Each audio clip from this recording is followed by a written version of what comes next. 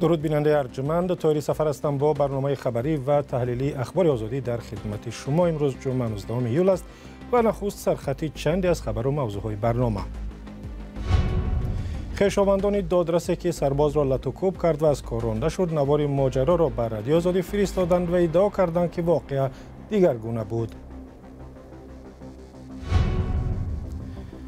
دونالد ترامپ گفت اگر پرزیدنت امریکا شود جنگ را در اوکراین و غزه خاتمه می‌دهد. احوال سیاسی رقیبش جو بایدن چندان خوب نیست. صاحبکاران تاجیک میگویند نظام روابط که ترکیه چند ماه پیش با تاجیکستان جاری کرد، تجارت بین دو کشورها کاهش داده است. مسئله ویزا کم تا مشکلی هم هست، بعد نرخ نوارم تغییر می‌ده. برنامه را با خبری درباره مقیم اشرف، صاحبکار و خدای سروزیر تاجیکستان آغاز می‌کنیم که از بازداشت رها شده است. مقیم اشرف بر رادیو آزادی گفت اتهام قلابی که به او زدند و دستگیرش کردند یک نافهمی بود. صاحبکار تاجیک افزود ماجرا سر قرض بود که پرداخت و حالا به کارش ادامه می‌دهد. مقیم اشرف جزئیات بحثش را با همکار ما در خوجند فرزان محمدی نقل کرد. مقیم اشرف، صاحبکار و کشاورز تاجیک، نیمه ماه ایول از بازداشتگاه شهر خوجند رها گردیده است. او تقریباً 2 ماه در بازداشت بود و سببش به دعوای یک میزاجش ربط داشت. قبلا هم از ریاست وزارت کارهای داخلی ولایت سوغد اطلاع داده بودند که مقیم اشرف پیشتر از یک ساکن شهر خوجند برای فروش مغازه 4 آشانه $320,000 گرفته، بعدا آن مغازه را باز به کسی دیگر فروخته است، اما مبلغ اولی را بازپس نداده است. حالا این داد و گریفت را حسابی کردند و بحث تا به دادگاه نرفته است. همون شخصی که از بالی من عریضه کرد کمتر نافهمی شد، برای اون که برای من کمتر وقت لازم بود که همون و آدم دعواش برطرف کنم.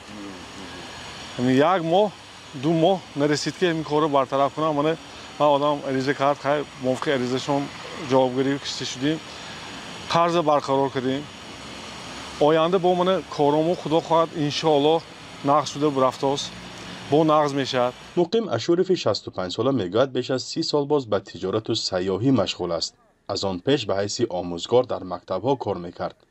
شرکت سیاحی سپودنیکی تقریباً 20 سال مقیم اشرف در آن به حیث مدیر کار کرده است. اساساً برای بارکشانی از چین مشغول است.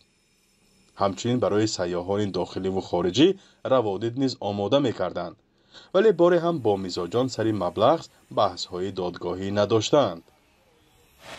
در حیات من اولین بار، لیکن من حالا اون شخصانی که از من قرض دارند از بالای اون به یگان مقامات مراجعه نکرده بودم که قای شرایطش شود میدهد نتیجه اگر چی لاش. یک پسری مقیم اشرف با دختر سروزیر تاجیکستان قاهر اسدزاده عائله برپا کرده است، ولی او تاکید می‌سازد که فعالیت کاری او و فرزندانش به خویش و تبار یا خدایش وابستگی ندارد. از سال 92 خطای با رفته آمده، میجازهای برده، باراشون آورده داده. من 32 سال میشد که با صاحبکاری مشغولم، هم صاحبکاری و هم سیاحی. خطا نکنم ممکن است که یک 400-500 تا میجاز هم باشد در دوام همین از سال 92 تا 2010 سال من فرزنده و این تجارت دادم و خودم تجارتی یک کشاورزی که مشغول شدم.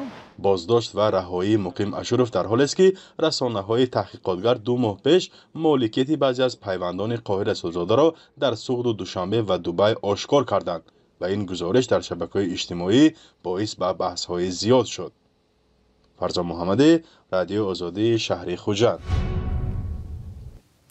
یک کاربر رادیو آزادی که خود را فرزند ظاهر مومنزاده دادرس برکنار شده تاجیک معرفی میکند، میگوید گزارش‌ها درباره بدرفتاری پدر او درست نیست. زکریا مومنزاده روز 8 ایول با ارسال ویدیو حادثه بر رادیو آزادی نوشت که پدرش سرباز را به سبب لطوکوب نکرده است و در گزارش‌ها درباره این ماجرا نظر همه طرف‌های حادثه به این نوبت گرفته نشده است. پرزیدنت تاجیکستان امامعلی رحمان روز 18 ایول با یک فرمان ظاهر مومنزاده را از مقامش برکنار و از حق کار در نظام دادگاهی محروم کرد. به قول منابع رادیو آزادی هنگام وارد شدن ظاهر مومنزاده به مرکز ناحیه شمس‌الدین شاهین واقع در مرز افغانستان، مرزبان جوان هنگام تفتیش از ظاهر مومنزاده و همراهش خواسته است سندهایشان را برای شناسایی پیشنهاد کنند. ظاهراً در این میان بحث صورت میگیرد و ظاهر مومنزاده به سرباز نیروهای مرزبانی در افتاده و او را میزند. ویدیویی که کامراهای نظارتی نیمه شب 8 ایول ثبت کردند نشان میدهد که ظاهر مومنزاده یک باره از ماشینش بیرون آمده و سربازی را که پیش تیریزه ماشین ایستاده است 3 مشت میزند و بعدا همراه او و سربازان دیگر مانع ادامه این کشمکش میشوند. دونالد ترامپ نامزد به مقام رئیس جمهوری آمریکا قول داد که در صورت پیروزی در انتخابات جنگ در اوکراین را و غزه را خاتمه می‌دهد. او که در انجمن حزب جمهوری خواه صحبت می‌کرد هشدار داد که جهان در آستانه جنگ جهانی سوم است. از نامزدی او به مقام رئیس جمهور اکثریت جمهوری خواهان و حتی رقیبانش طرفداری کردند، اما وضع جو بایدن رئیس جمهوری فعلی و نامزد حزب دموکرات دیگر است. شادمان یتیم گزارش می‌دهد. اعضای حزب جمهوری خواه در انجمنشان در این هفته همه یک دلانه از دونالد ترامپ طرفداری کردند، اما جو بایدن اندکی تنها مانده است. او حالا گرفتار کووید و در خانه‌اش در دلاویر است. عین زمان اعضای شناخته حزب می‌خواهند نامزدیش را پس بگیرد. با قول تحلیلگران احوال سیاسی بایدن هم خوب نیست. دموکرات‌ها حتی نمی‌فهمند که بایدن در واقع مشکل ساز است یا نه. اگر هست چگونه از انتخابات بیرونش کنند؟ اگر از کارزار بیرون شود کی و چگونه جایگزین او می شود؟ این مسئله بنیادی است. عین زمان جمهوری خواهان یک جا عمل می کنند. انجمن خوبی داشتند. دونالد ترامپ هم به سبب تلاش سوءقصد ظاهراً از حمایت مردمی بیش از پیش برخوردار است. بایدن در پس صحنه به نگرانی‌ها گوش می‌کند. در مظهر او میگوید که نمی‌رود. کارهای زیادی هست که باید انجام دهیم و من نمیتوانم آنها را کنار گذاشته روم. بنابر نظرسنجی 65% دموکرات‌ها گفتند که بایدن باید برود. این یک حماقت و نادانی است که شما بر اساس نظرسنجی‌هایی که دائما تغییر می‌یابند بگویید کی میبرد و کی میبازد و یا یک نامزد را مجبور کنید کنار رود چون به اندیشه شما او شکست می‌خورد. پیشبینی‌های تاریخ‌شناس آلان لیختمن از انتخابات‌های آمریکا از سال 1984 با استثنای یک بار همیشه درست برآمدند. او میگوید دموکرات‌ها نباید از بایدن دست کشند. لیختمن این نظرسنجی‌ها را به اینابت نمیگیرد که نشان داده‌اند 70% مردم آمریکا باور ندارند که بایدن قدرت ذهنی کافی برای پرزیدنت شدن دارد. این آمار برای ترامپ 51% است. حالا کسی نمیداند چی می شود. اگر بایدن کنار رود باید نامزدی را به جایش اعلام کنند. منطقاً کامالا هریس به جای او می آید، ولی پیروز می شود یا نه سؤال دیگر است. برمیگردیم به تاجیکستان. دادگاه ناحیه فرخار جزای مردی را سخت‌تر کرده است که سال گذشته زنی همسایه‌اش را در سر پختزار لتو کوب کرد. بیگ احمد نظروف ساکن دهه افردی که اول برای بدرفتاری با زن همسایه جریمه سپرد حالا جزای دیگر و سخت‌تری گرفته است، ولی حکم را ناعادلانه می‌شمارد و از آن بعد دادگاه بالایی شکایت برده است. جزئیات جنجال همسایه و دعوایشان در دادگاه در گزارش محمود جان رحمتزاده. حکم سود به دعوای ماهی خوبان تیلو و ساکن دهه افردی فرخار نقطه گذاشت. بیگ احمد نظروف که او را سری زمین پخته لتوکوب کرده بود با 1 سال و 8 ماهی کارهای اصلاحی جزا گرفت.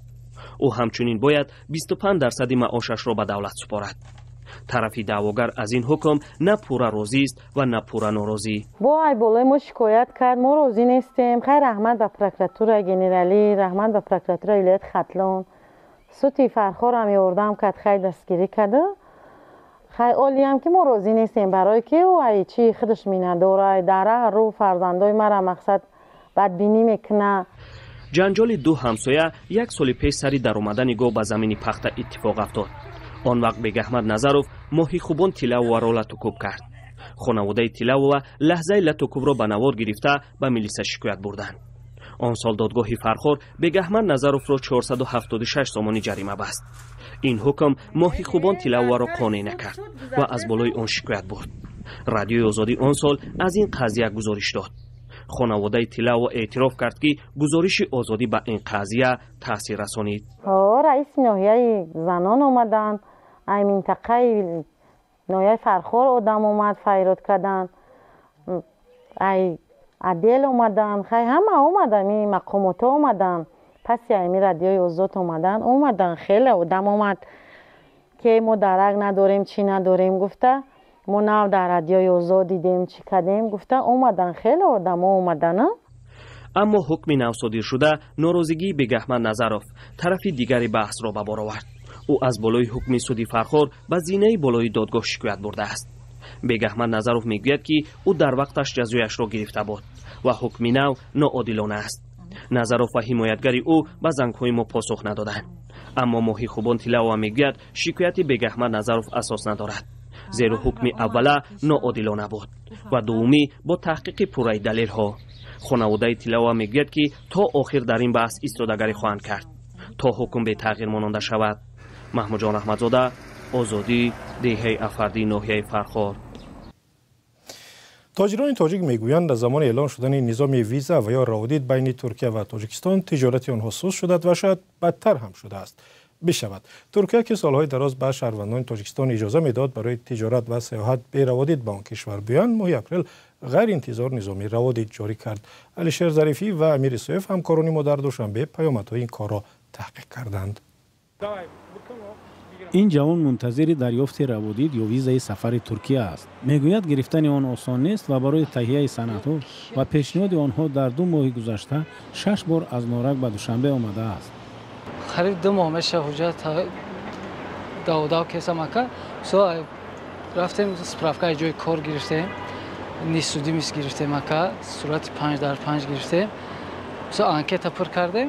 سو ما رو گفتن که مثلا همین قدر انکیت در جو زاین کردیم اکا روز 28 دقیقه 28 مدخی بود، روز 26 گفتم بیایم بسپارین اکا. عبدالرسول باری اول به خارج از کشور سفر میکند و در تهیه سندهای رسمی دوست و آشنا به او کمک کردند. میگوید امیدوار است بعد از انتظارهای قریب 2 ماه ویزا خواهد گرفت. ساعت 11 نیمه 12 بود اینورا اومده. همینجا شتگی بودم اکا دور باغ که ساعت 2:10 گفتم بیایم بگیریم. اومدن گفتن که بس ساعت 4 بیایم و بر رفتیم سنتر تماشا. بعد از نصف روزی 16 ایول نزد سفارت ترکیه در دوشنبه نوبت پایی بود. کارمندان سفارت نگذاشتند خبرنگاران آزادی چنین صحنه را به نوار گیرند. سفارت ترکیه در تاجیکستان نرخ ویزا را از 60 تا 190 دلار اعلان کرده است. تاجران میگویند غیر از ارزش روابط در تهیه و دسترس نمودن سندها دیگر خرج‌ها نیز پیش می‌آیند. بنابراین مالی را که از ترکیه می‌آورند اکنون گرانتر نرخ‌گذاری می‌کنند. این صاحبکار میگوید با توجه به خرج و سرگردانی‌های دریافت روابط تصمیم گرفته است دیگر به ترکیه نرود و همین بعد بیشتر از چین و ازبکستان مال بیارد. در مسئله ویزا کم تا مشکلی هم هست، بعد نرخ نوارم تغییر میده.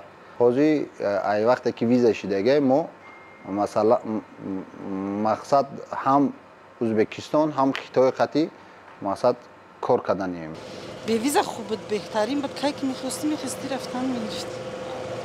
در فرودگاه دوشنبه برخی از تاجران گفتند بیکار کردن ویزای ترکیه به نفع هم تاجران تاجیک و هم همکاران ترکشان خواهد بود. ترکیه که برای شهروندان تاجیکستان از 20 اپریل ویزا جاری کرد، دلیل آن را شرح نداده بود. ایده تخمین میزنند که حادثه کراکوس در روسیه و بازداشت شهروندان تاجیکستان و نقش احتمالی آنها در حمله به یک کلیسای ترکیه در گذشته سبب چنین تصمیم شده باشد. ترکیه در میان کشورهایی که روی کار و خدمت رسانی و تجارت در تاجیکستان سرمایه گذاری کردند مقام 14 را دارد. گردش سالانه مال میان دو کشور به 363 میلیون دلار رسیده بود، ولی نظام روابط به کاهش آن سبب میگردد. اخبار آزادی اینجا به پایان رسید. سپاسگزاریم که ما را همراهی کرده. تا دیدار در برنامه‌های دیگر.